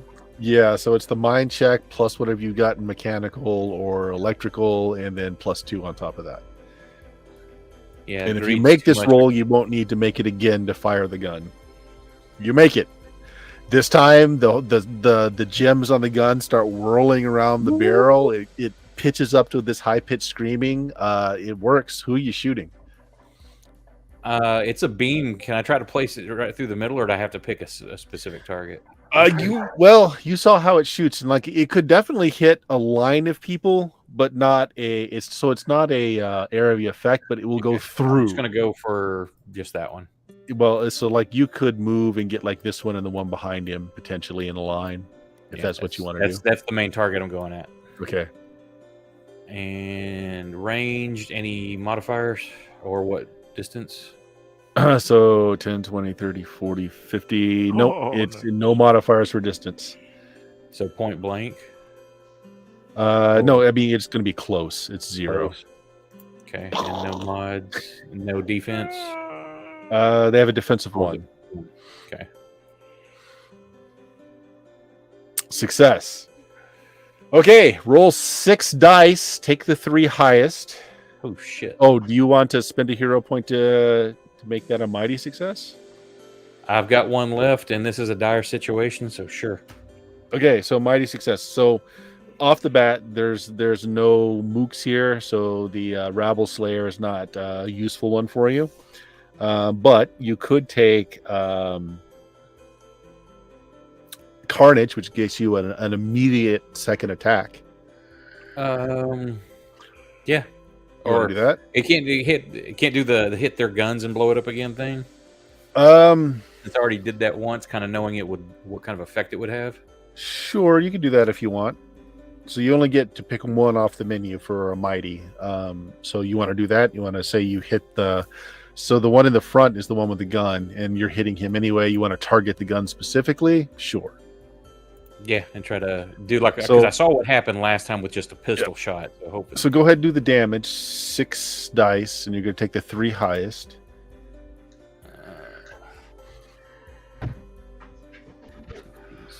will just 66H work? Yeah, 60s. Yeah. No, actually, you can't do it that way. Just do / roll 66. All right, so 3 4s. 12 points of damage. So the first one takes 12 points of damage. You hit the gun. We'll figure that in a second. The one behind him, though, halves it. So it takes 6 points of damage. So the one behind him is dead anyway, as the blast goes right through the gun into this one. He's dead. And then the sphere that the professor was in is hit and takes 3 points of damage. So something happens. The sphere lights up. It's damaged. It was making this smooth kind of rotating motion, but now it's getting wobbly and it's erratic in orbit. And the professor, you can see he's racked, screaming on the inside, although you can't hear him right now. All right, roll a d6 for me, Oak. Oh. Okay. Gun explodes. And unfortunately, 1, 2, 3, 4, 5. You guys are caught in it too. The whole room is just blown apart by multiple of these 2 guns and a chain reaction going off. It blows up Nice. the professor and the globe as well. then you guys are going to take some damage too. Roll me 66, 3 highest, and then it stages down from this point here. So same thing, 12. So it's going to be point blank is 12, and this is going to be 6, 3, and then both of you guys are just going to take 1 point of lifeblood as the outside of your skin is flash fried by this plasma that just kind of goes over you, and the whole room is just blows up in this brilliant light.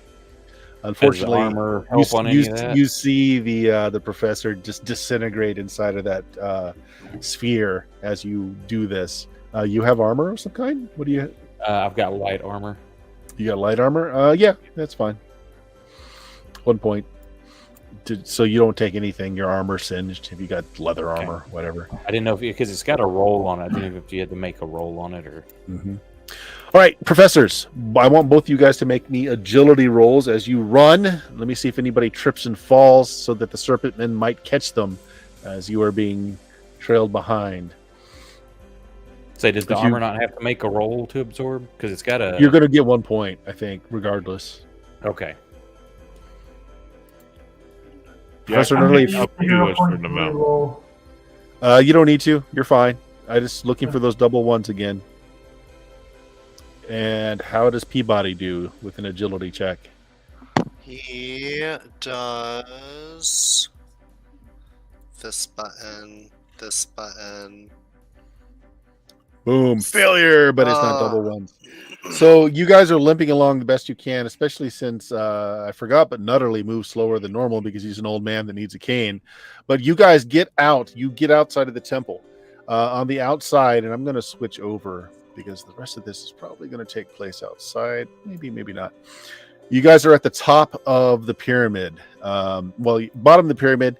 The woman starts to climb up to the top, and it seems like she's gone a little mad. She's just saying, I'm going to blow it all up. I'm going to blow it all up. As she heading to the top of the pyramid to get that stack of dynamite. What about professors? Max? What's that? Maxwell. The other guy Max is, you know what? You don't see Max. Okay. Actually, yeah, you haven't seen Max in a bit. You're not exactly sure where Max went. Okay. So those on the outside, professors, she's going for that box of dynamite. You want to do anything about that? Yes. What do you want to do? I'm going to run after her. Okay. Now. You going to stop her, or are you going to help her? I want her to wait until our companions have a chance to get out. You just saw a huge explosion down there. You're not sure your companions are still alive. Yeah, but we got to give them a chance. That's the right thing to do. Yes, of course. It's going to take time. It's going to take time anyway. And she starts she starts handing you sticks of sweaty dynamite. Help me. There's more here than I can carry. I don't want to touch it. I just Ichabod's just like, oh, no, you go ahead. My hands are full. And I'm holding the pistol. And I just slowly work my way around the back of the pyramid to get away into the forest line, because that big thing is still out there. Okay. Ernesto and Valentine, your ears pop a little bit. Your either your armor is singed or your hair and skin are singed in the case of Valentine. That room is just a ball of plasma. Like, it's molten steel is running out of it. You can't even see in there anymore, but there's no more shots coming out of it. All right. Oh, shit. Gold somewhere. Gold. Okay, let's check the other rooms. Yep. All right. Which one do you want to check? Just ping the entrance. South. Where'd it go? I've got the outside map. I don't have that one. Oh, Yeah, that's I've got right. You don't have outside the map. map. Yeah, let me put you back. Sorry. Doop. All right. Go ahead and ping where you want it to be.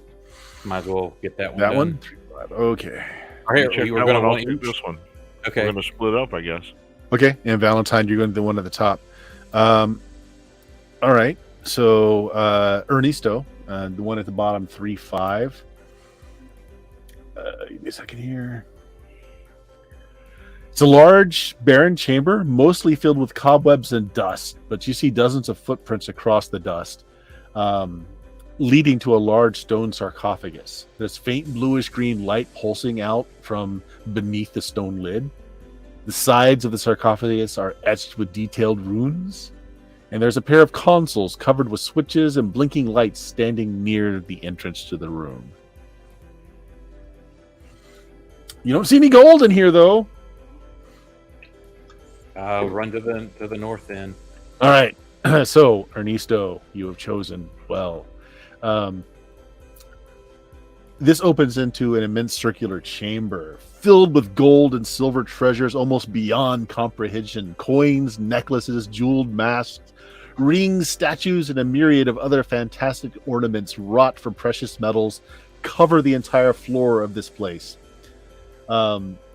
It's piled almost to the ceiling. Your mind can scarcely conceive of such vast treasure.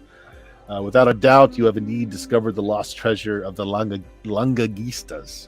I start filling my pockets. It is, well, you're not there yet. So this is, Okay. Valentine got to see his room first, or before you can come up there.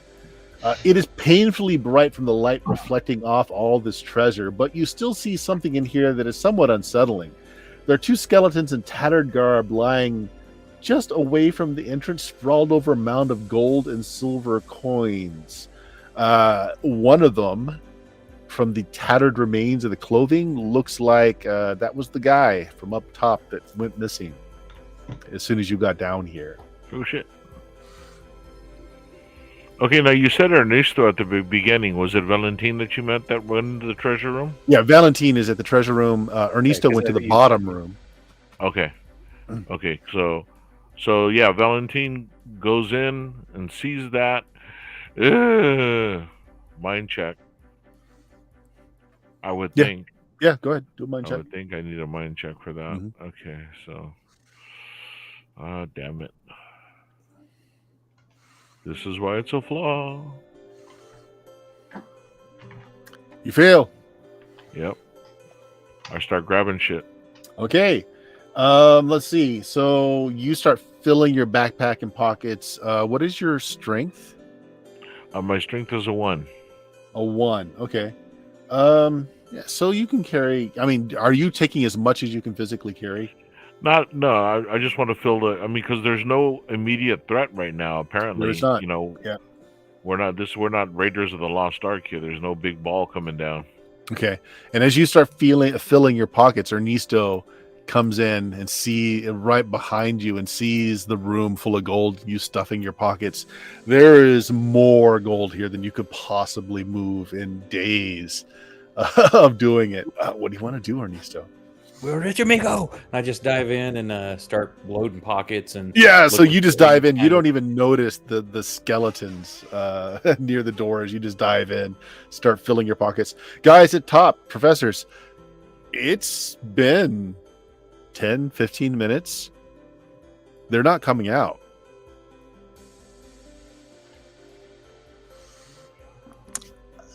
We should go. They're probably dead.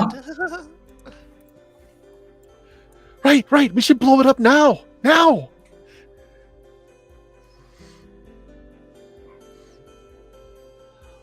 You should at least give them a chance. Am I close to the entrance where we ran out? If you want to climb back down, you can climb down the stairs. The large creature outside is nowhere to be seen right now. Okay. So yeah, you can be right outside that tunnel, going down into the chambers I'm below. gonna yell, "It's time to go!" Okay. Something along those lines. Unfortunately, there's no response, as sound doesn't carry very well down here. But you yell it out, and there's no response, Nutterly. What happened to those other two snake dudes that was chasing them? We'll get to it.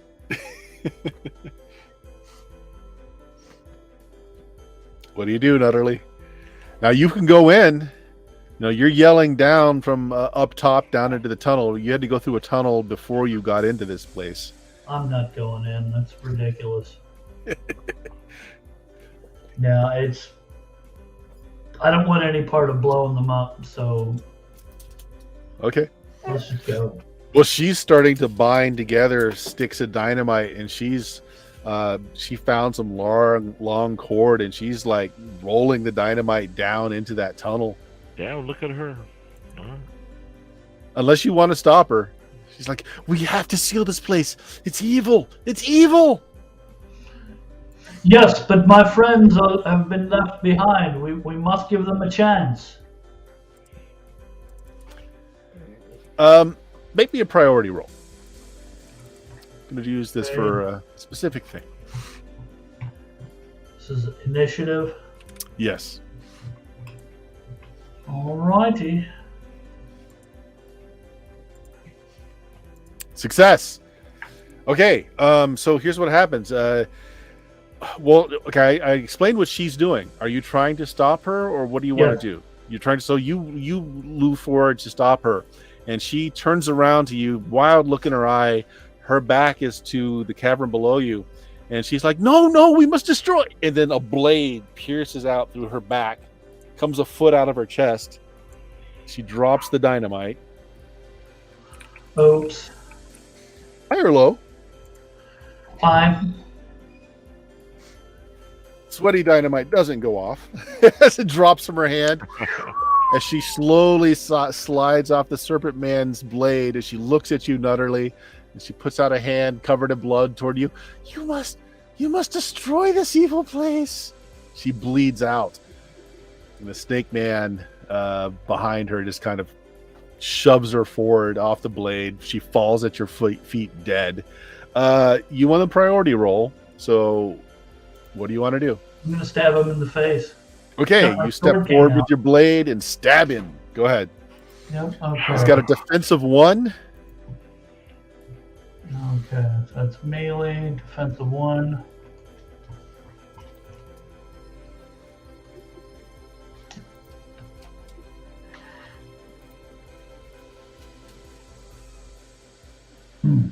Failure. You going to keep the failure, or do you want to use? No, I'm gonna spend a hero point. Okay, re-roll it.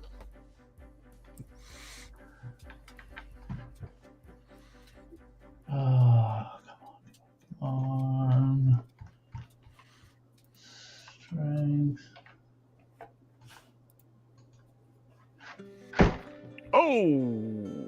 Oh, that's bad. Oh. Okay, but it's not a double 1. It's not a double 1, so it's just a failure.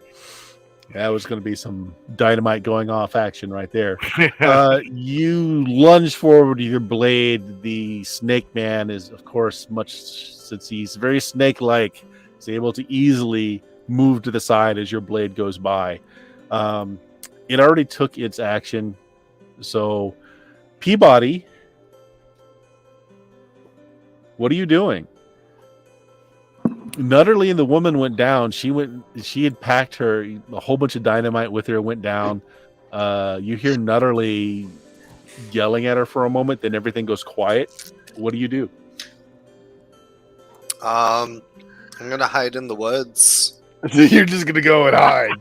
Yeah, I'm gonna wait to see what else happens. Yeah, I'm just keeping quiet, keeping low, and Okay. Are you running? Or are you doing it quietly? Quietly. Okay. You make it to the wood lines, and you're just cackling to yourself in the woods, waiting to see what happens. So let's go back to Nutterly. Nutterly, it's you. You're top of the initiative. Okay, I'm going to make another attempt. Okay.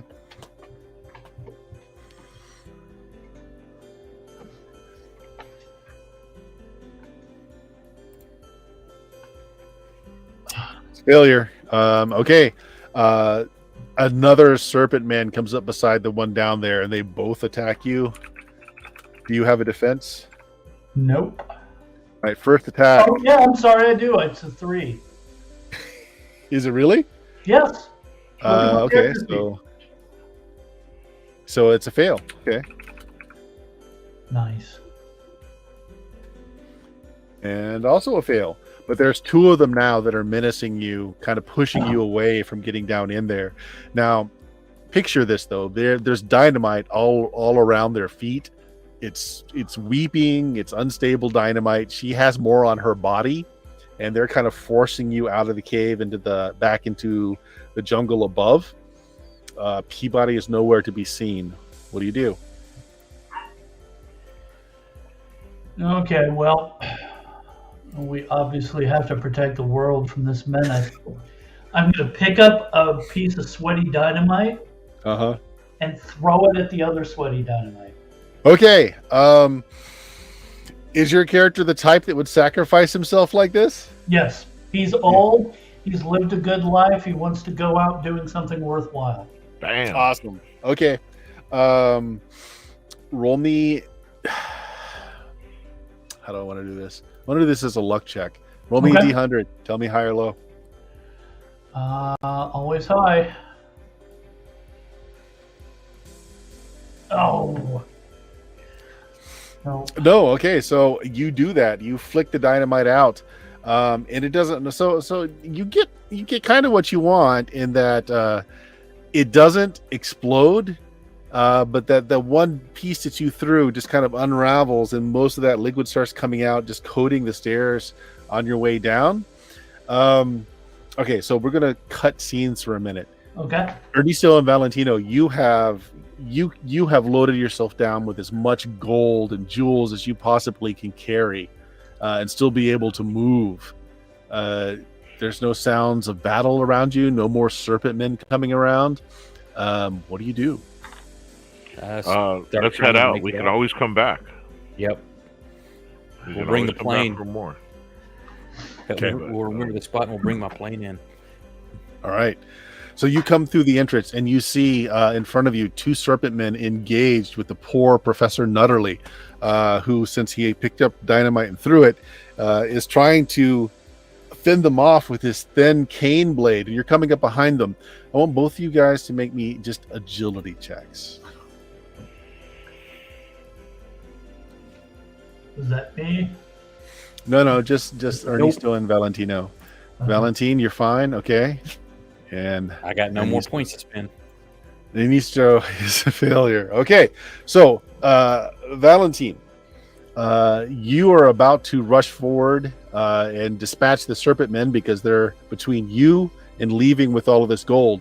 And just as you're about to put your foot down, you realize that there is nitroglycerin all over the floor from the sweaty dynamite that's been pitched down here. Just as you're about to put your foot down, you kind of move to the side and you're about to call out to warn Ernesto. Ernesto, give me a luck check. High or low? Always low. That's low. You put your foot right into the puddle, and just as Valentino's like, wait! And it doesn't go off, you guys go ahead and roll your priority. We're going to keep Nutterly as a pass. Ernesto has a success. Valentine has a failure. Okay, Nutterly. The dynamite fails to go off. You see behind the two serpent men, your friends coming out, loaded, just covered in like jeweled necklaces and antiquities from the ages, just strapped everywhere they could possibly do it, coming up from behind these two serpent men who are still very much engaged with you. Although they are aware, since Valentine made a noise. What do you do, Nutterly? Oh, this is probably really dumb. Can I try to knock one of them down the stairs? Absolutely. Okay. Melee attack roll. All right.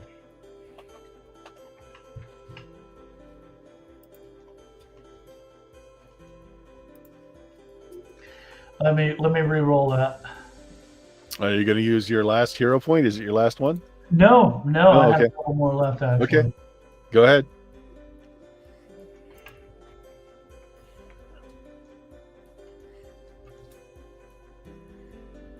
Success.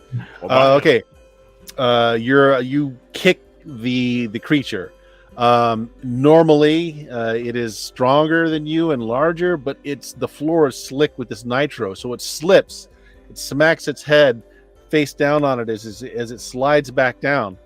Give me a luck check, high or low, but before you do that, tell me, what is your passing success? An explosion or no explosion?